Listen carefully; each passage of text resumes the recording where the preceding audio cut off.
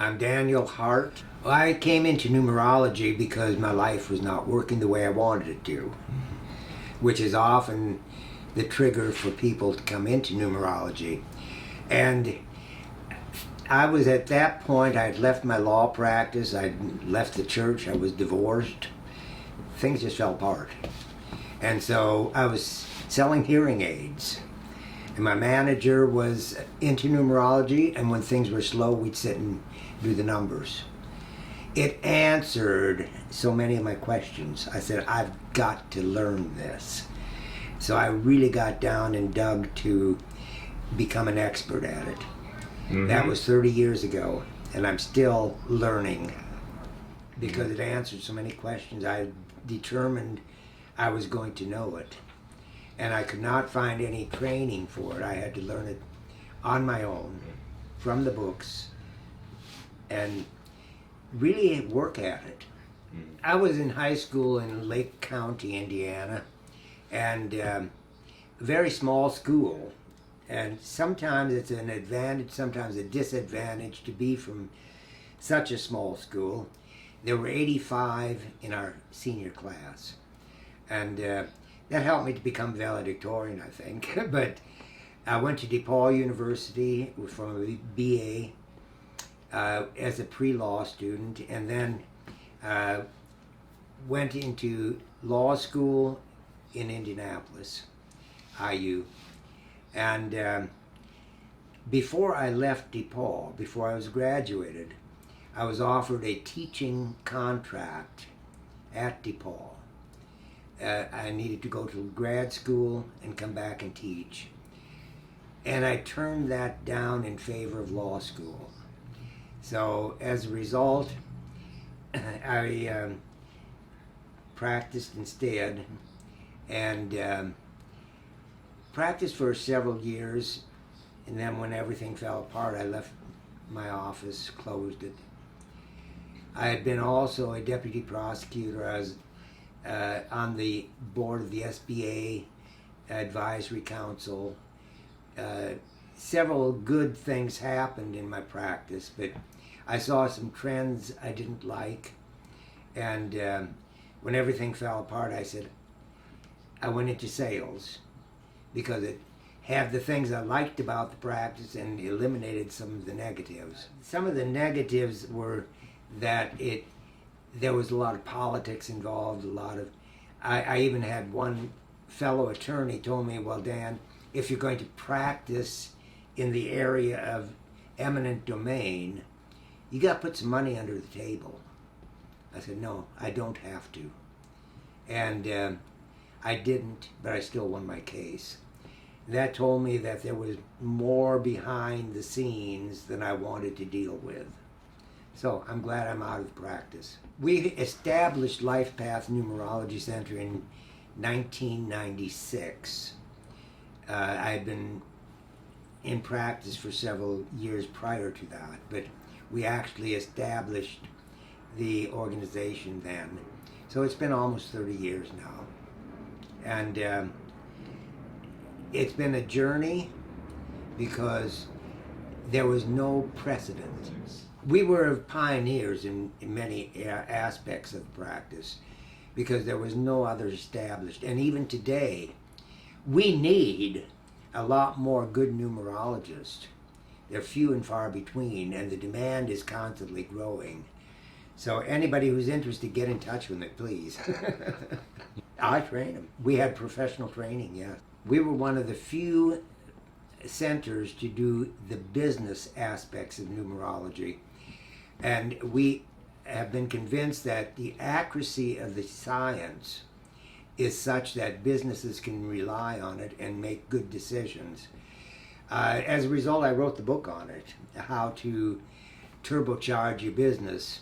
Numerology is the booster. So this is an area that not too many numerologists get into because it is a little more complex. We also do a lot of teaching. I teach classes regularly. In fact, I'm in the middle of teaching a class now. And we also do readings for clients and businesses. Do daily numeroscopes, which is an email service by subscription where every day I send you an email telling you what kind of day to expect. And I've had people who have been subscribed for over 20 years on that. Mm-hmm. The basic class is the one we offer most often because that's the start for all the others. We also do parenting seminars, we do business seminars, we do career seminars, and we like to catch kids in college to help them choose their major according to the numbers. My most fun seminar is what we call the fiction writers seminar. And what we do is I like to have 4 or 5 people involved. We all sit and we go into meditation, choose a name and a birth date. Then we run the charts on these characters. And as we do, the story kind of writes itself. It's a lot of fun. We have the book I mentioned, How to Turbocharge Your Business. I also have a book of quotes called A Cup Full of Gems. And I have a contribution to a series that's Your Purpose in Life. I'm one of many authors in that, including Wayne Dyer and several others who have contributed. And I do have the 9 personal year books that cover a full year each.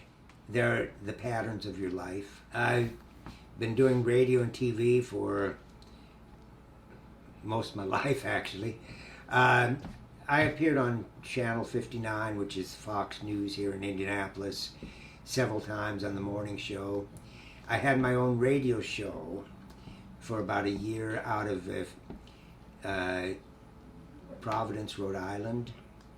And it was called Numerology Plus because we talked numerology but also other things. I appeared regularly on Colors of Love America, also out of Massachusetts, a 10-minute segment each week. And I appeared several times on Katie Walsh's show out of Springfield, Massachusetts. There's also a number of articles that I've been featured in or cited in that appeared in New York Times, Boston Globe. I had a 2-page spread in the Angie's List magazine for their 10th anniversary issue. So a lot of publicity in that regard. We started downtown with a main office because I wanted to be close to the business community. And they closed the building on us. So when that happened, I moved the office right here because we didn't really need a major expensive office. Because we do a lot of our work by phone and by internet, particularly away from the Indianapolis area. You can't bring people from Singapore and India to the office. So actually we do, I would say about 50 to 70% of our work remotely. Most of our business is by referral. I get so many calls from Google or people wanting me to go on Google and whatever. That's not our source of business. I keep busy enough just by referrals. And of course we're doing podcasts now regularly, and I've got some YouTube videos up. So it's a general, we've taught classes all over the country.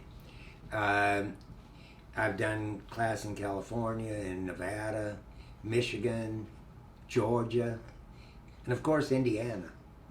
I had a show called Numerology Plus, and it was a radio show that was an hour long. Mm-hmm. And sometimes we had guests, sometimes I just talked. And I can do that for an hour. But it was an informative and also a means of reaching people. So yes, it was very effective. Yeah, right now I do 4 festivals a year. All of them are in Kentucky, either Elizabethtown or Louisville.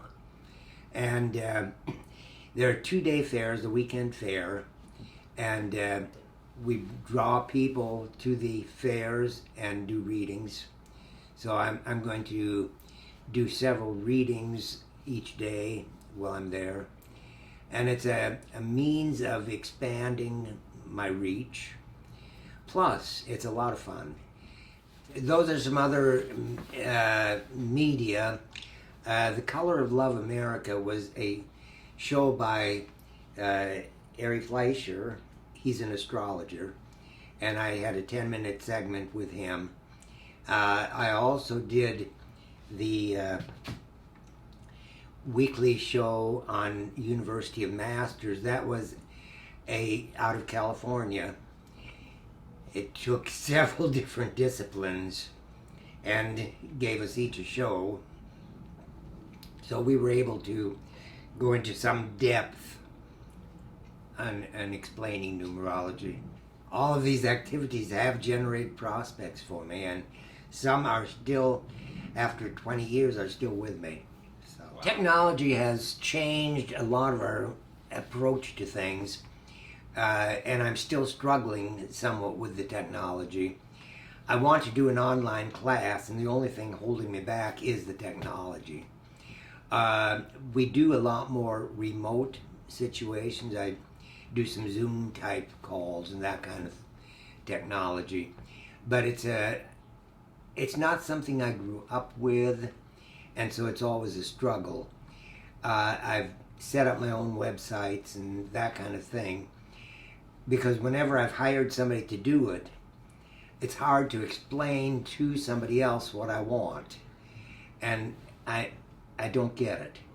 So I find doing it myself is more efficient. We have some ethical concerns in the practice. It's a professional practice, just as law or medicine. And so we have the confidentiality requirements. We don't disclose without permission the client's information. It's very important that we be careful about how we advise the client. For example, I will not tell a client, you're going to die at this point. That is not my job. I do not tell a client or couple that you should or should not get married. That's their choice, not mine. I will tell them what to expect and how the numbers are going to affect their relationship. We do it just by being careful, frankly, and understanding the responsibility that we have as a professional. Those are the things that carry us over any problems that there might be. And I will say that in 30 years, we have not had any ethical challenges. What sets us apart from other businesses is the absolute certainty that the numbers give us. We can rely on the answers that we get from the numbers. For example, I've had people who have absolutely turned white to think that I could know so much about them from so little data. And it's also a situation where the concerns that people have, they can come to us in confidence knowing we're not going to share those concerns with other people. It is what we do is pioneering work, and there is no school that I know of that teaches numerology per se. There is a school that does have some coverage, but what we find with numerology is that a lot of people dabble in it. There are very few full-time professionals, maybe a handful that I'm aware of. And as a result, sometimes numerology gets a bad rap because of the practitioners. I've picked up a book from the library and I'm reading it, and every page I'm saying, hogwash. Then I looked at the back blurb, and it said, "This book is the result of the authors doing 40 years of parties." I said, "Yeah, and it shows."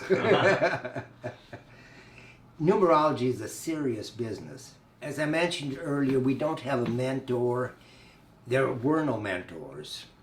But yes, we teach a number of people, and we do mentor a lot of people. Some of my better students have gone on to become teachers themselves. And when I'm teaching a class, I will tell my students, when you're in my class, you're going to do it my way. When you're done with my class, you can do it any way you want.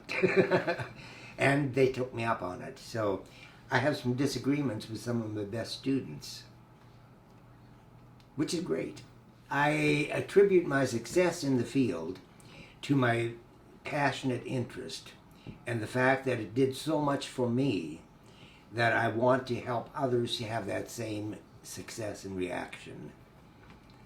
And as I go through, I tell people sometimes, just about the time I think I know it all, somebody comes along and says, "Oh, you really don't know much at all," and takes me to a higher level. I would say to any viewers who are watching this, to pursue your dreams and interests, first of all, you have to know what your dreams and interests are. Get a feel for what your natural energies are and what fields fit those energies. If you're not in the right field for your numbers, you're going to burn out in that field.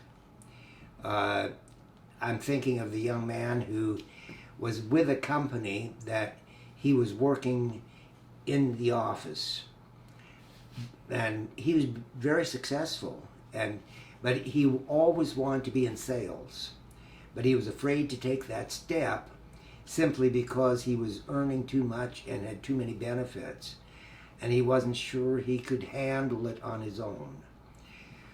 Once he made that decision and went into sales, his career blossomed, because that's where he needed to be. So my advice to anybody looking at the situation would be to get your numbers so you know what fits you. And if you know that, then you can move forward with confidence. Trust plays a very major role in the business, simply because for many people, numerology is outside of the mainstream. And if they don't trust the practitioner or the numerology itself, they're not going to accept what it has to tell them. Numerology is so ancient. It predates recorded history. And Pythagoras is considered to be the father of modern numerologists. And he lived in 600 BC. That's before the Roman Republic was established. But even with him, he advised military leaders and government officials and business people, and they relied on his advice. Military, when do we start the war? You know, timing can be so important. And in addition to that, it builds certain opposition, because people who are negatively affected by the competition will try to destroy it. So many people who have been reared in certain churches will say, "Well, you know, that's of the devil." No, I don't know that. But the fact is that some people shy away from it. But I have a quote on my website that says, "Teach us to number our days," from the Psalms. And that does not mean teach us to know how long we're going to live. What is the number of the day? What is the energy of that symbol, that number? So if you look in the Bible, it's full of numerology. Many people will dispute that and say, nah, but the Jews had a Kabbalah, which is based on numerology and the numbers. So it's important that there be an understanding of what you're dealing with. Even our government, much as they don't like to admit it, definitely use numerology in their planning. And that's obvious if you follow what they're doing. Nancy Reagan took such flack for consulting an astrologer when they were in the White House. And that's why they keep it kind of quiet, because they're not sure how other people are going to receive it. But we're making it more mainstream. That's part of our pioneering process, to make it knowledgeable enough to enough people that it can be acceptable. Okay. Numerology is a metaphysical science, which means that it deals with energies and vibrations. And of course, everything is vibration. Even your physical being is vibratory. And our health and everything involved goes by vibration. So numerology tells you what vibrations you're tuned to. It's like a radio. If you're not on the proper channel, the proper frequency, you can get static. And the same is true in your life. If you're not on the proper frequencies that your life is tuned to, you're going to get static. So it's very important that you understand what your life is all about. I refer to numerology as the life manual that you always wished you had. Because it's my belief that before you came into this lifetime, you worked with your mentors and guides on the other side and planned your life. Your name and your birth date is a code that encapsulates that plan. Some say, but my parents gave me my name. No, you gave your parents the idea for that name, even if it's a junior. That was the name you needed. I have with me today Lisa Hayes, who's been a client and a friend for a long time. And what I am going to do is a demo reading where I'm going to do a little instruction as well. It's a reading for Lisa by explaining what a chart is and the aspects of the chart. Now, the chart is based on your full name at birth. Now, sometimes that can be a little confusing because somebody may have been up for adoption at birth and the birth certificate says baby boy Jones or something, or baby girl Smith. We use that. And sometimes there's an error in the birth certificate. For example, Tim's niece, her middle name was supposed to be Marie, but on the birth certificate it's Maddie. And that really fits her energies better. So we look at all those things as we're going through the chart. But we start by converting the letters of the name to numbers. And we separate the vowels and the consonants. So the total of your consonants is an 8. In order to get that, we add the value of each letter, each consonant, and then keep reducing by adding together the digits until we come to a single digit or a master number. Now, that means your soul urge is an 8. Some numerologists call it the heart's desire. But the 8 energy means that you need to have a great deal of success in your life, financial success, in order to feel fulfilled. That's part of who you are. You need the very best that life has to offer. Now, the total of the consonants, those were the total of the vowels. The total of the consonants is what we call the personality. And it shows how other people see you, strangers who don't know you. And your personality is also an 8. So what you see is what you get. So people who don't know you well are going to still see that desire for the finest. Okay? Now, the total of all the letters is your expression, and that tells the traits and talents that you brought into this lifetime to fulfill your life purpose. And your expression is a 16-7. Now, what that means is that there's a conflict between your soul urge and your expression. Numbers that are adjacent to each other, like the 7 and the 8, tend to be in conflict. The 7 says, I'm not going to worry about money. You're a woman of faith, so that you know deep down whatever you need is going to be there when you need it.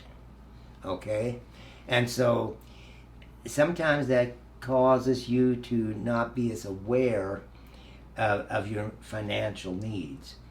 But with you, as with so many people, you can't separate your spiritual walk from your financial walk.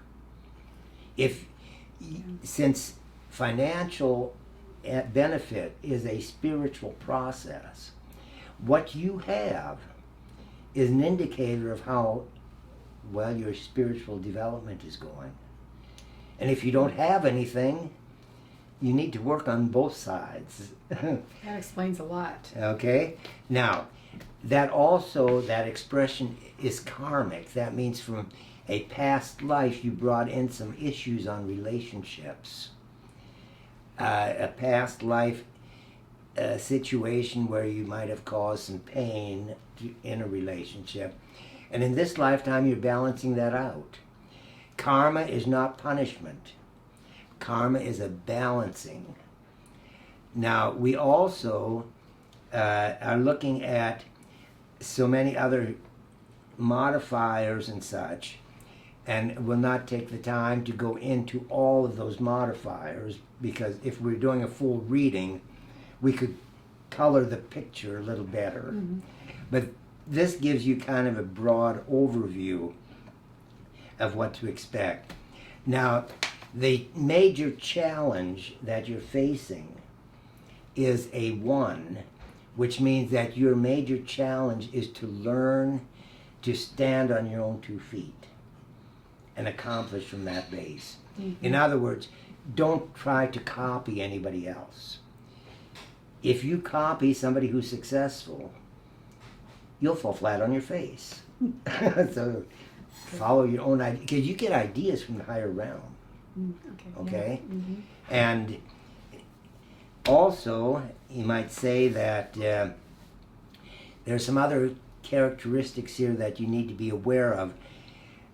In family relationships or people who are close to you, you may have had difficulty in saying no to them. And training them in a sense to be weak and dependent. That hurts them. So now also you tend to take things too personally, and some of this is not, you've learned how to handle that. These are called karmic lessons, and that's not as difficult as a karmic debt as it was with the expression. So as a result, you're finding yourself having to deal with circumstances of that nature repeatedly. They don't go away, but you learn how to handle them. So by now, it's a piece of cake. It's a lot easier than when I was younger. Yes, yes. Do you have any specific questions? So, did you talk about the life path? I have not. Isn't that the major thing, or not? I don't understand. The life path is a very important number because it comes from your birth date. Okay. And your life path is the total of the digits of your birth date. And that tells you your purpose in life. So you're a 22-4 life path. Now, it's kind of saving that to last because it's so important. Okay. Your destiny is to influence a lot of people and influence them by creating something tangible. Now, you get the idea for this from the higher realm. And I'll tell you right up front, if the project isn't big enough to scare you, it's not big enough. It's that important, that major. Now, it's going to demand a lot from you. And you're not obligated to do it because numerology is not fate. You have free will and you have choice. But you're set up for this, for greatness, should you wish it. That's your destiny. And I'd be happier if I went along that path. You would be happier if you went. Because you're all set up for it. And I'm going to say further that you don't get to that level of development in one lifetime. You've been here many times before. And you've worked hard to get to this level. And I'm going to say you may not even have to have come back to this life. But you chose to be part of society for the benefit of society. You're here for service. And that's why you're going to influence so many people. That shake you a little? There's so much that the numbers have to tell us. And I'm not going to take the time to go into all the details. But I will say your birthday also is an 8. That means your birthday, your soul urge, and your personality are all 8 energy. Which means there's an overabundance in your core of that 8 energy. That makes it more difficult to assimilate it and put it into practice. Now what you'll find is that 8 is a great management number. You're an excellent manager, but very demanding. Most demanding of yourself. And you just don't have any tolerance for laziness or sloppy work. True. Now, as a result, people under you are not always going to appreciate what you're doing, but you're helping to bring out the best potential for that person. Okay? Any other questions? You know, this is really interesting about my spiritual fulfillment isn't going to feel as fulfilled unless my financial fulfillment is right there consistent with it. And so since I've been retired for 4 years from my lawyering and lobbying, my financial abundance hasn't been there. However, my health abundance, I keep saying health is wealth. My health abundance has been really great. Now, one of the reasons that there is that intermeshing of the spiritual and the financial, this major project that you're destined to do is going to take a lot of money. And you've got to bring that money to you. Now, you'll get the idea for this project. Your first inclination would be to push it away. And say, me? Do that? I don't think so. And yet, if it keeps coming back, put it down on paper. Determine how many people are going to be involved, what kind of people, how much money is it going to take. And as you do that, you become a magnet to draw to you what's needed. You don't have to do it all yourself. I like that. But you're the core, you're the glue that keeps it together. I like that. I have to have the energy for it. And so many people that are retiring, they just think, okay, now I'm supposed to just lay back. And this is the time in my life where I really need to go out there and start something new. So the health is important, right? The energy. Absolutely. And you're coming into a time of your life when communication is coming to the forefront. Yeah. Now, as you go from here forward, you're under an 11 maturity number. And that 11 maturity number means that you're going to increasingly bring enlightenment to the world. You're destined for the big stage. You're not going to do it one-on-one. I like being on a big stage. Okay. Does that make sense to you? It really does. Thank you. And it speaks really to does. you. Yes. Oh, yeah. If it didn't speak to you, I'd look and see if I had made a mistake in my calculations. It hits right on. But I hadn't thought about. I've been struggling with the financial abundance these last 4 years, and it just really you nailed it on that. The numbers nailed it. Very good. Yeah. Well, Lisa, I certainly appreciate you sharing with us today. Thank you, Daniel. And we wish you all the best, and we'll look to see you Oh. on that big stage. I'll do my best All to right. stay on the right path.